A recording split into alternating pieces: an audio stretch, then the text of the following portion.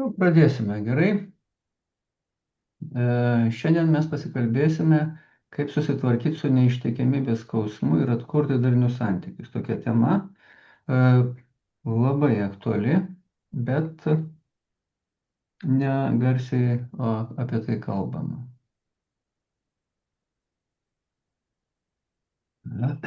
Mūsų darbotvarkė, kas yra Mykolas, kam kuriama šeima, kaip žinia apie neištikimybę paveikia mus, kaip tvarkyti su patiriamu skausmu, kaip surasti pašalinti priežastis atvedusius iki to ir atsakymai. Kas aš esu? Aš, kad suprasčiau, kad ne žmonas reikia keisti, o save, man kaip žemaičiai reikėjo 29 metų ir 3 skyrybų, tada atsisukau į save, padariau pokyčius ir dabar 18 metų gyvenu pagal pastiprinimo modelį.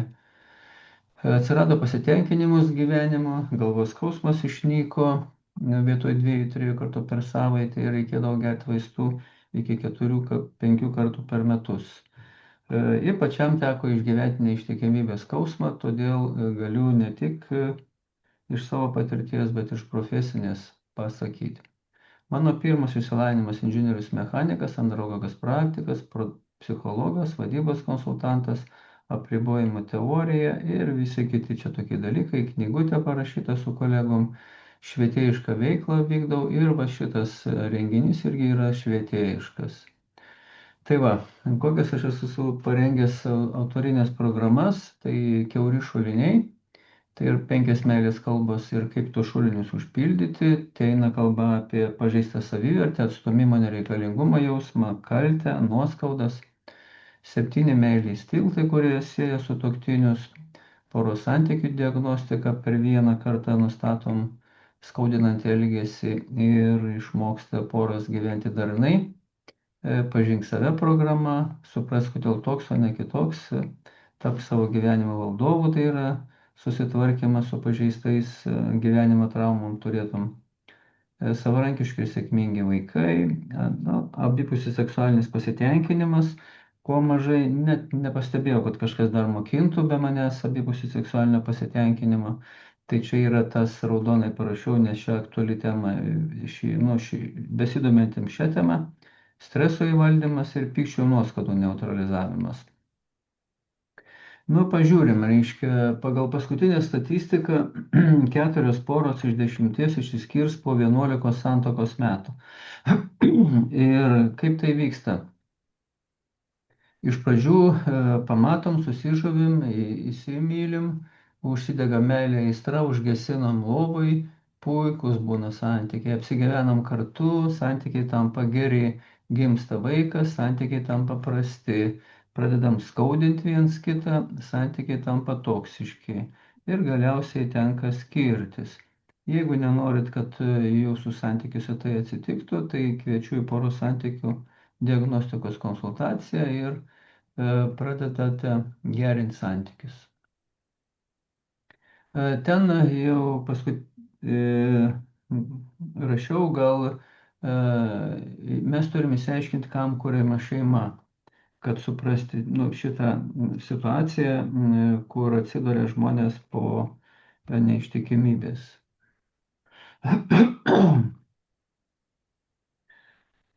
Tai aš pasakysiu savo variantą. Šeima kuriama tam, kad būtų sukurta saugi erdvė. Kai jūs grįžtate iš darbų į namus, norit rasti ten karą ar saugią erdvę. Tikiuosi, kad norit rasti saugią erdvę, kur būsit suprasti ir priimti.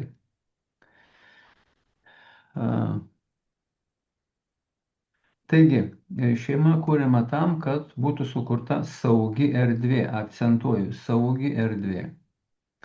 Ir kuo ypatingas emocinis ryšys? Emocinis ryšys, trauka arba atstumimas atspindi, kiek yra saugi erdvė. Kiekvienas ir kitas jaučiasi saugus. Čia toks sisteminis vaizdas, ar ne? Jeigu pamato viens kitą ir susižavi, atsiranda emocinė trauka, jinai perėga į meilę, meilę į aistrą Ir žiūrėk, atsiranda seksualinis ryšys, iš sekso būna vaikai, tada klausimas, kur gyvenam kartu, kaip tvarkome su pinigais, koks mūsų gyvenimo tikslas ir viską vainikuoja juridinis ryšys. Tai va čia yra šeimos bokštas ir jis laikosi ant emocinės traukos, jeigu vat, matote gerai, kaip sugenda santykiai ir suyra šeima. Jeigu pradedam viens kitą skaudinti, tai nelieka meilės, atsiranda atstumimas, taip? Kai nelieka emocinės traukos, prapuola seksas. Tada žiūrėk, vyras išvažiuoja komandiruotę arba dar ką sugalvoja ir atsiskiria. Nu, kas lieka? Žmona lieka gyventi viena su vaikais. Taigi, šeimos stiprumas priklauso nuo to, ar tarp sutuoktinių gyvena emocinė trauka ar atstumimas.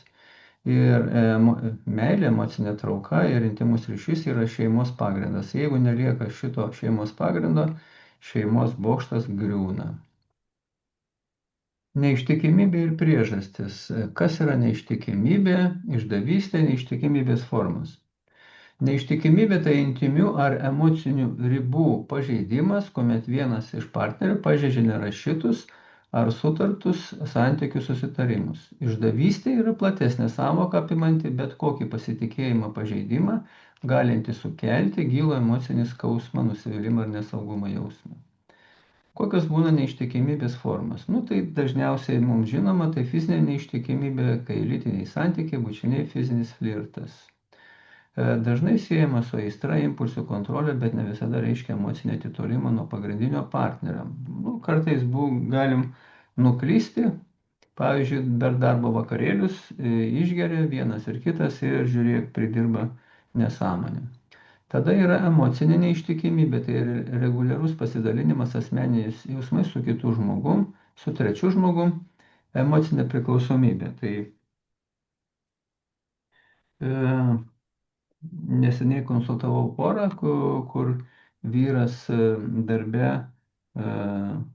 sukūrė emocinį ryšį, nes jautėsi blogai su žmona. Kodėl jautėsi blogai su žmona santykiuose? Nes buvo toks labai jautrus ir va tai surado ausis jo, ir su kuriuom pradėjo dalintis ir tada netgi žada skirtis ir pradėti gyventi su ta bendradarbė, nors jinai irgi ištekėjus ir turi 2 vaikus. Va, šita emocinė neištikimybė dažnai atsiranda dėl emocinio ryšio trūkumo santykiuose ir dėl saugumo poreikio. Gali būti net skausmingesnė nei fizinė neištikimybė. Kognityvinė minčių neištikimybė, nuolatinės fantazijas apie kolegą, seksualiniai vaizdiniai, partneris, ar ta virtuali dabar žiūri pornografiją ar panašiai.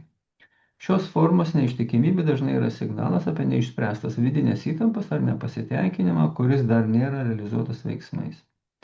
Ką bendra turi visos šitos formos? Tai slaptumas ir melas, pasitikėjimo pažeidimas, sutarties sulaužimas. Sutartis menama ar tiesioginė, bet tai yra sutartis.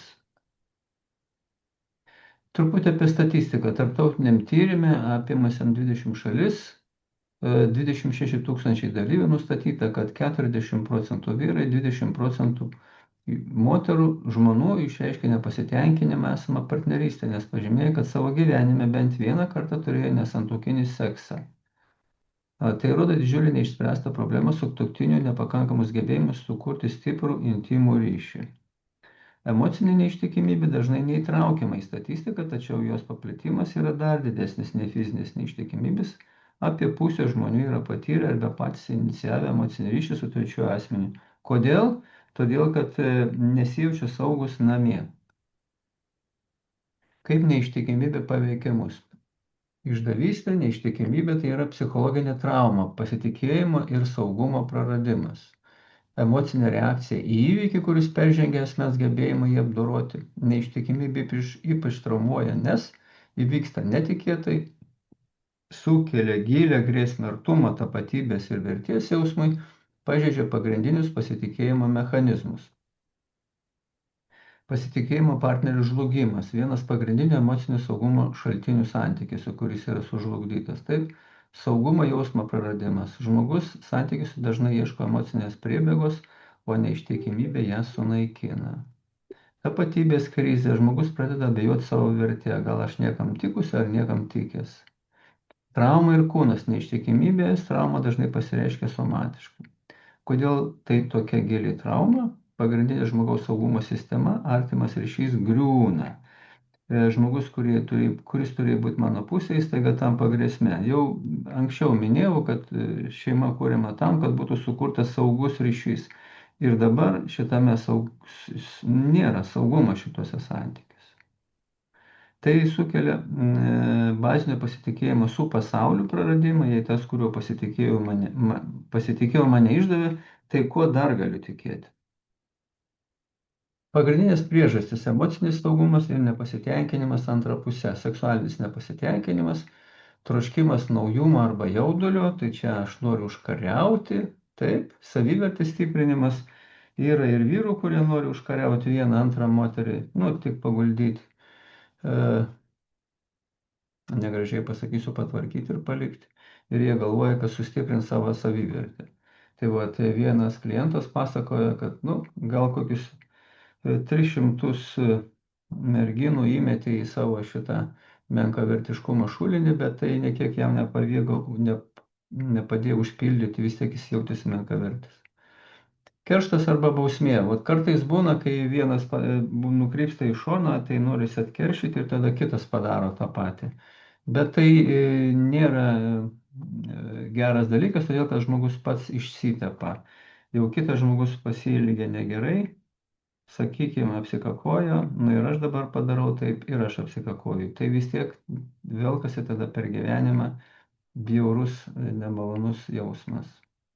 Silpnos asmeninės ribos, pavyzdžiui, ten kažkas spaudžia, reiškia, prie lovos, žmogus pasiduoda, nu, daugiau čia moterims gal galios ir kontrolės dinamika nori parodyti galę, nepakankamas įsipareigojimo jausmas, nu, kažkuriai pusėje. Kuri priežastis ar net kelios galėjo būti jūsų atveju, pažiūrėkit dabar, jeigu jums gali būti, kad jūs čia ir atėjote dėl to, kad išgyvenat neištikimybę, tai pagalvokit, kuri priežastis galėjo būti, jeigu antra pusė nugrybavo.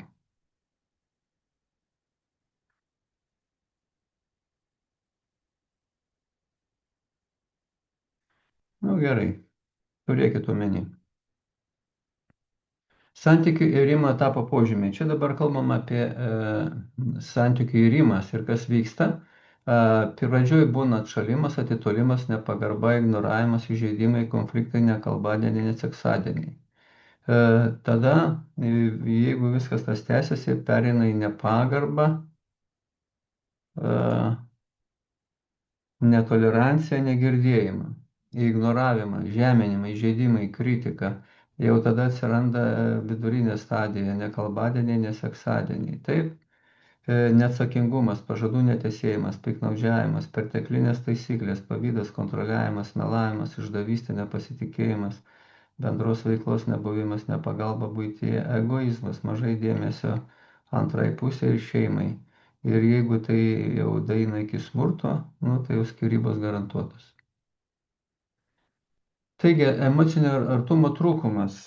Taip, jeigu peržiūrėti 6 minučių vaizdo įrašą paslaptis apie vyrų žmonių bendravimą, tai turėt pamatyti, kad jeigu moteris jaučiasi, nu šiaip moteris išteka, taip jau skaitoma, kad jinai išteka už vyro ir tikisi bus už jo kaip už mūro. O jeigu mūras išvažiavęs komandiruotėj ir žmona 2-3 metus augina vaiką vieną arba jau antrą vaiką augina, nu tai va.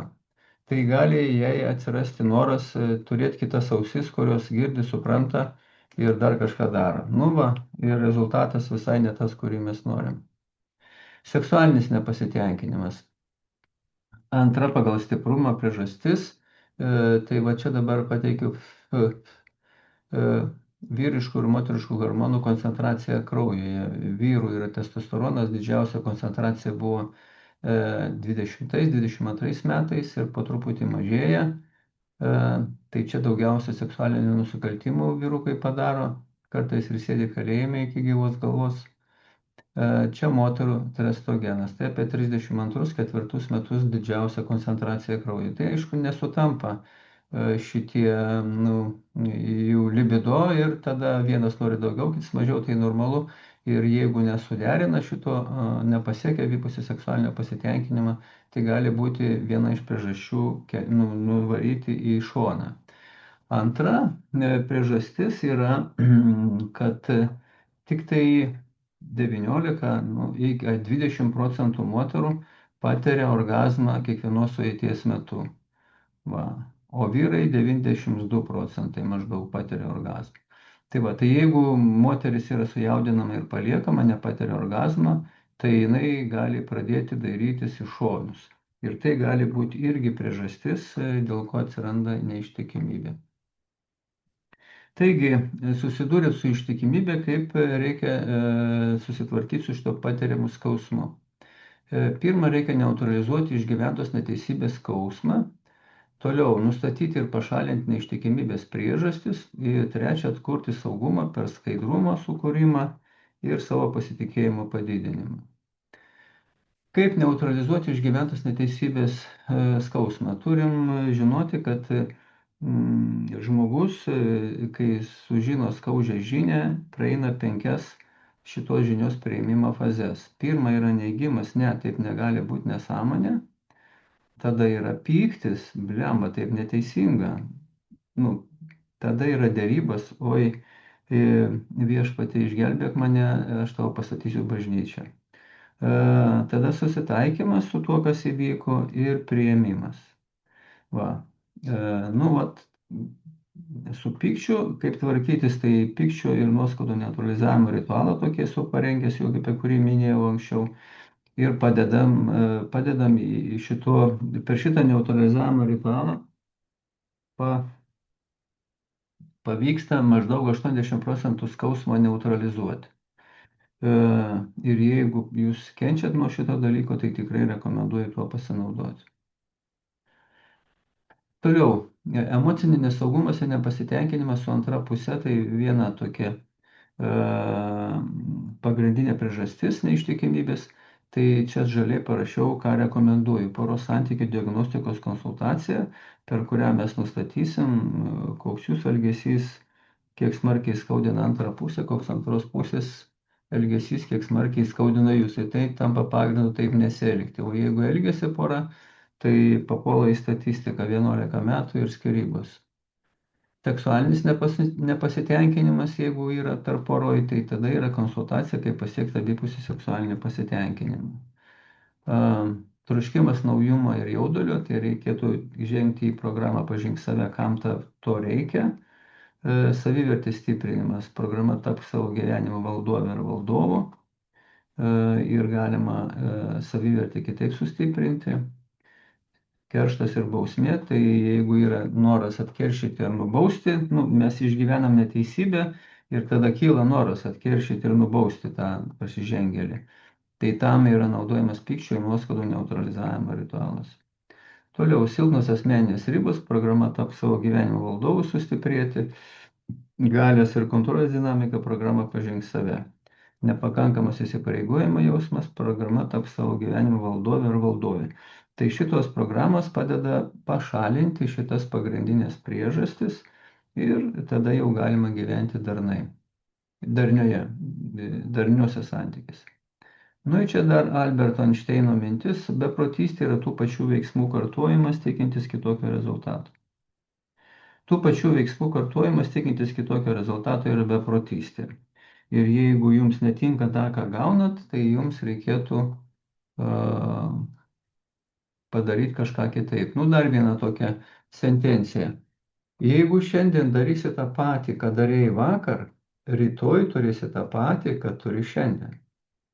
Jeigu tavęs netenkina, ką tu turi šiandien, tai turi daryti, kad nebūtų to rytoj, turi daryti šiandien kažką kitaip.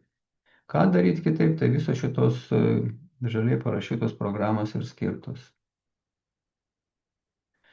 Jeigu patiems nepavyksta atsijungti nuo išdavystės, geriausia kreiptis į porų psichologą ir su jo pagalba, neutralizuoti patirtą traumą kūne, emocijose ir prote, įvaldyti stresą, suprasti priežastis atvedusias porą į šitą situaciją ir jas pašalinti, pažinti ir patobulinti save, sustiprinti, nu ir gauti palaikymą. Ir dabar, kai šitas skaudus įvykis atsitinka mūsų gyvenime, į mūsų protas ir emocijos reaguoja skirtingai. Nu tai va, tai čia yra, nu, iš budizmo ateina per vandens būsenos, reiškiasi, nu, tokias alegorijas, ane? Centre mes turim pasiekti ramų vandenį, vidinę ramybę.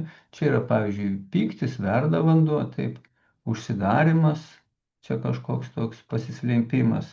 Nerimas čia yra, nu, audra, abejonė, neaiškumas, troškimas, o, čia kažkokie burbuliavimai.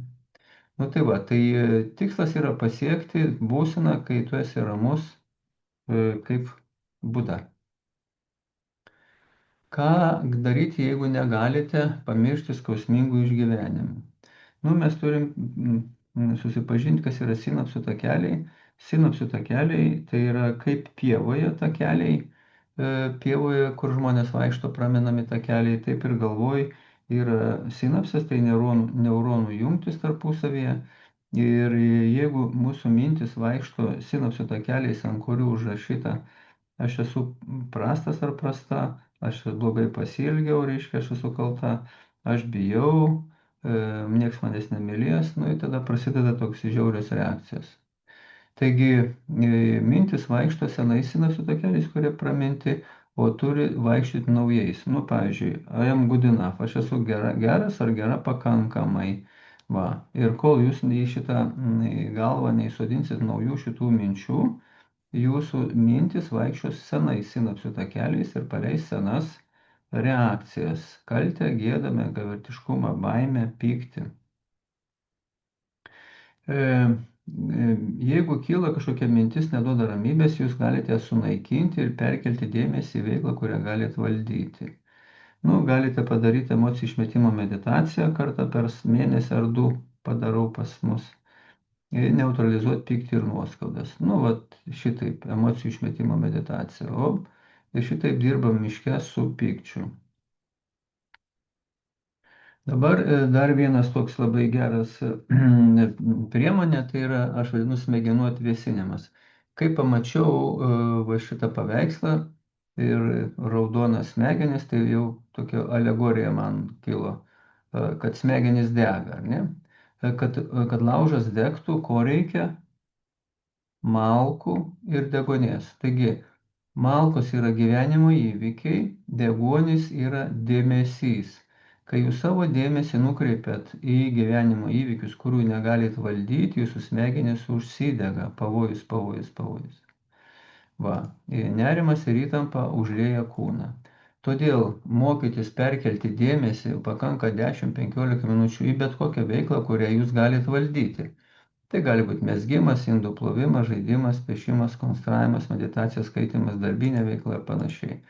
Ir tada jūs perkeliat savo dėmesį į veiklas, kurias galite valdyti, jūsų dėmesis, jūsų smegenys nurimsta, o kūną užlieja ramybė ir atsipalaidavimas. Nu, būtent mindfulness, įsisąmoninto buvimo, tai vat mokina valdyti, perkelti dėmesį.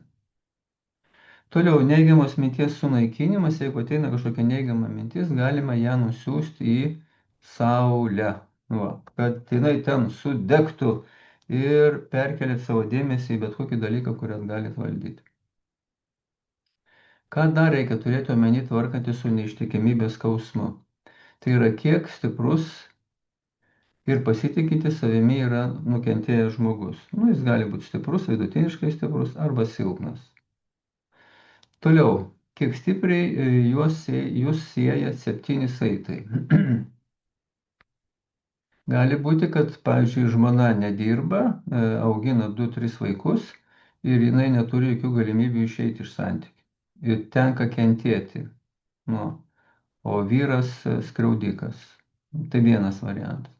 Nu, vaikai, pavyzdžiui, laiko. Moteris labiau atsakingas už vaikus. Nu, aš pakentėsiu dėl vaikų, kad vaikai turėtų šeimą. Nu ir taip toliau, vienu žodžiu. Toliau, pirmas tai kartas ar nebe pirmas, kiek laiko tęsiasi šitie santykiai. Irgi tą reikia turėti omeny. Čia netyčia paslydo, ar jau čia 4 metus jau bendrauja emociškai ir jau dabar jau viskas suartėja seksualiai. O, tai visą tai reikia turėti omeny, kai tvarkome su šituo. Praktiniai žingsniai, kaip sustiprinti santykius ir užkirsti kelią neištikimybei. Tai yra atviras bendravimas ir emocinis artumas, pasiekti abipusį seksualinį pasitenkinimą, nustatyti ribas ir ribų nustatymas ir pagarba partnerio jausmams, sąmoningas sprendimas kurti monogaminius santykius, poreikių identifikavimas ir susitarimas dėl jų tenkinimo. Nu ir dabar čia jau tokį teorinį įvadą padariau, dabar truputį atsakymai į klausimus, čia kurios uždavė žmonės prieš konsultaciją. Kaip atleisti ištikimybę, atleisti išdavikui, kaip atsikratyti neištikimybės padarinių, nepasitikėjimo, skausmo, kaip nebūti priklausomai nuo vyro buvimo šalia. Nu tai aš jau ir papasakojau. Jeigu yra dar kažkokių klausimų, jeigu dar bus laiko, ten keletą minučių galite užduoti, dar galėsim patikslinti, arba tada galite kreiptis individualios pagalbos į mane. Toliau, jei protų sugeba atleisti, kaip išmeisti skausmą iš kūno ir gauti pasitikėjimą. Nu tai sakiau, tai yra pykčio nuoskaudų neutralizavimo ritualas, kur mes ir dirbam su kūnu, jo, ne su protu, o su kūnu ir su emocijom. Ir programą Pažink save. Ar įmanoma atkurti emocinį ryšį, kai vyras turi meilužę? Nu vat, geras klausimas. Visų pirma, reikia nustatyti priežastį, kodėl atsirado trečias asmuo, tada ją pašalinti. Užsigydyti pažeistą širdelę ir išmokti bendrauti taip, kad po pokalbio norėtų tave apkabinti, pabėgti nuo tavęs.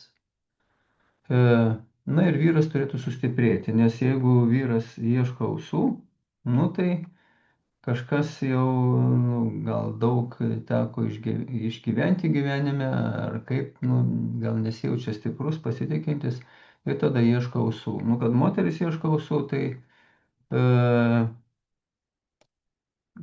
kaip ir suprantama, jos mažiau saugios, nes evoliucijos bėgyje vyrai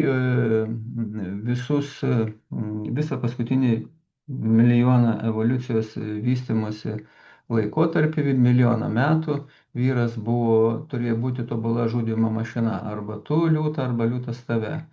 Tai va, ir jisai yra pripratęs prie tokio, jis labiau saugesnis yra. Ir pagal lytį, čia individai gali skirtis, bet iš principo pagal lytį. O to moteris visada ieškojo to saugumo už vyro kaip už mūro. Ar imsi mane iš žmonas? Ir taip toliau, taip toliau. Tai va, ir jeigu vyras jau pats eina ausų ieškoti, tai reiškia, kažkas negerai. Arba žmona jį per smarkiai lesa, arba jisai yra šiek tiek jautresnis ir tada jam reikia tų ausų. Bet viską tą reikia nustatyti, kad galima būtų pašalinti. Ir abu turėtų išmokti bendrauti taip, kad po pokalbio norėtų apsikabinti, o ne bėgti pas kitą žmogų. Kokie veiksmai požiūrių pokytis skatintų pasitikėti partneriu po neištikimybės? Tai visų pirma, reikia prisimti dalį atsakomybės už tai, kas nutiko, savo prisimti. Nes santykiai yra dviejų žmonių kūryba. Nėra taip, kad vienas nieko nedarė, o kitas viską čia pridirba. Santykiai yra abiejų žmonių tarpusavio sąveika. Ir jeigu jūs prisimate dalį atsakomybės savo, tai tada jūs galite patobulėti. Išsiaiškinti, kas kaip ir kaip. Toliau turėtų būti atvira knyga, angliškai open book, arba skaidrumas. Štai mano telefonas, štai mano kompiuteris, gali žiūrėti, slaptažodžiai nieko nėra, aš esu atviras su tavim. Priežasčių atvedusių neištikimybių nustatymas ir neutralizavimas, nes jeigu jūs nenustatysit priežasčių, bus tas pats tik tai po kažkiek laiko. Savarankiškumo ir nepriklausomybės didinimas, pasitikėjimas savim didinimas. Ar įmanoma susigrąžinti emocinį ryšį po neištikimybės? Tai jau mes aiškinomės, kam kuriama šeima, saugi erdvė, koks požymis skiria porą nuo kitų žmonių, ogi susitarimas, kad seksą darom tarpusavį, ne su kaimynais ar su bendradarbėmis. Ir šitą reikia užtikrinti. Neištikimybė yra vienas stipriausių smūgių sutuoktinių santykiams, nes pažeidžia saugumo jausmą. Galima saugumo jausmą atkurti, jeigu identifikuojamas, panaikinamas priežastys, atvedusios prie neištikimybės ir užgydomas širdelis. Kaip atleisti vyrui viduje ir susitaikyti su praeitim. Norim kartu išsaugoti šeimą, meilę, bet iš mano pusės yra pyktis. Tai va, matot, jau klausime yra kas? Kad jaučia žmogus neteisybės jausmą ir nori įvykdyti teisingumą, bet aš sakiau, tai nieko gero neduos, tik dar bus blogiau. Tai pirma, prisimti atsakomybę dalį, identifikuoti priežastis, užsigydyti širdį ir sukurti saugą erdvę poroje. E, Kaip sustiprinti emocinį ir intymią trauką po neištikimybės? Judu, ateinat pas mane ir kartu tampame komandą, kurios bendrų pastangų tikslas yra stipri šeima, ilgalaikė lygiavertė pastiprinanti partnerystę. Jeigu turit kažkokių klausimų, tai prašau parašyti arba paklausti. Liko čia gal 3 minutės.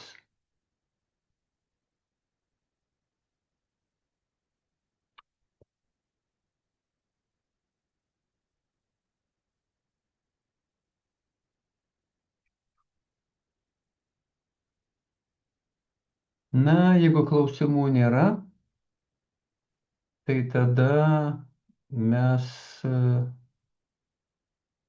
šitą klausimų atsakymą vakar ir baigiam. Gerai? Tai buvo malonu su jumis pasidalinti įžvalgomis. Jeigu reikės kažkokios pagalbos, mielai padėsiu. Iki pasimatymo.